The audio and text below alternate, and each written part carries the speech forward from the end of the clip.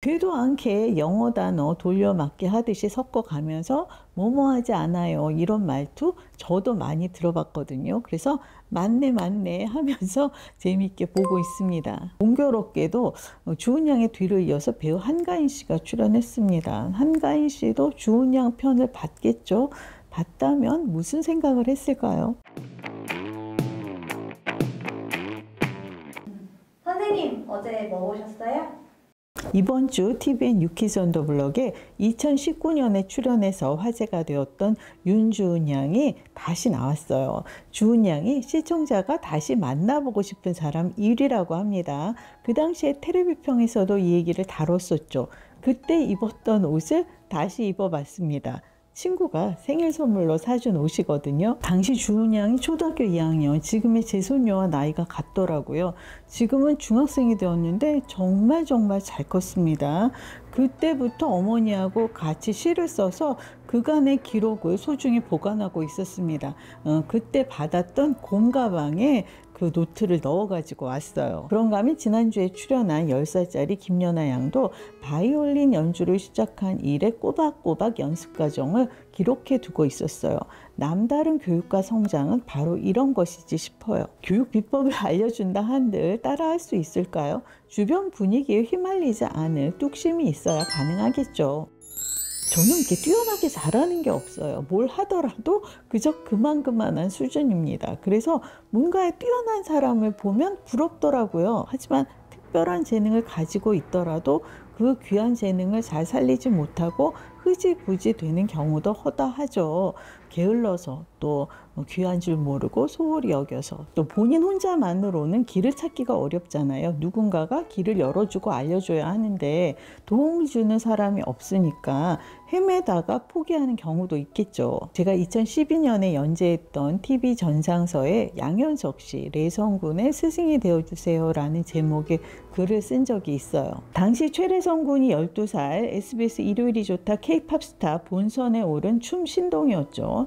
그런데 놀라웠던 것이 춤을 배운 적이 단 한 번도 없다는 거예요. 한적한 전라남도 영암 바닷가에 살고 있었으니 어디에 가서 춤을 배우겠어요. 거울 하나 없이 창문에 비친 자신의 모습을 보며 춤을 익혀왔다고 했죠. 타고난 인재 이것만 이대로 탈락을 해서 영암으로 돌아가면 재능을 펼칠 길이 없을 터 너무나 아까운 거예요. 아니 태어날 때부터 엄마가 안 계셨다는데 서울에는 누구하고 같이 온 걸까? 오디션 기간 동안에는 대체 누가 돌봐주는 걸까? 오만 생각이 다 들더라고요. 그래서 양현석 씨에게 스승이 되어서 잘 이끌어 달라는 글을 썼던 거죠. 부디 너무 일찍 연예계에 발을 딛게 하지도 마시고 또 스스로 다른 길을 찾고 싶어진다면 또 다른 옳은 길로 인도도 해주면서 그렇게 오래오래 바른 길잡이가 되어주시길 바란다. 이런 내용이었습니다. 제가 최래성 군의 반가운 소식을 들은 건 그로부터 6년 뒤입니다. 2018년 엠넷 스트레이키즈에 최래성 군이 YG 연습생으로 등장을 했어요. 양현석 씨가 박진영 씨에게 레성이 모르냐고 묻더라고요. 지금은 춤신동에서 프로듀서로 성장 중이라고 했어요. 그러더니 세상에나 엄청나게 화제가 된 곡이죠. 아이콘의 사랑을 했다에 최래성 군이 참여를 했더라고요. 밀레니엄이 바로 최래성 군, 이제는 최래성 씨라고 해야 되겠네요. 들어보니 K-팝 스타가 끝난 뒤 YG에서 바로 연락이 왔대요. 그래서 연습생이 되었고 프로듀서로 전향하게 되었을 때도 양현석 씨가 여러모로 도움을 줬다고 하네요. 요즘 크게 논란이 되고 있죠. 지난 2월 14일에 방송된 KBS 7세 고시편, 그리고 개그맨 이수지 씨의 제이미맘 이소담, 과장된 부분이 있기는 하나 요즘 세태인 건 맞습니다. 그런데 공영방송 KBS가 아무리 취재 개념이라고 해도 모자이크 처리를 했다고는 해도 아이를 몰래 찍어서 방송에 내보내는 게 과연 옳은 일일까요? 7세 고시가 한심하다는 고발 차원일 텐데 이 방송이 7세 고시 지향으로 이어질까요 과연? 예전에 가짜 명품, 그러니까 일명 짝퉁 판매업자 적발 현장이 뉴스에 보도된 적이 있어요. 그때 전문가가 나와서 말하기를 진짜하고 구별이 안 될 정도로 너무나 흡사하다 이랬거든요. 그 뉴스가 나오고 난 뒤에 사람들이 뭐라고 했는지 아세요? 그런 제품은 도대체 어딜 가면 살 수 있느냐. 그때와 다를 바가 없어요. 7세 90편에 나온 그 학원들이 대체 어디냐고 묻는다고 합니다. 저렇게까지 열심히들 하는데 우리는 어쩔 거냐 조바심들을 한대요. 오히려 불을 붙인 격이죠.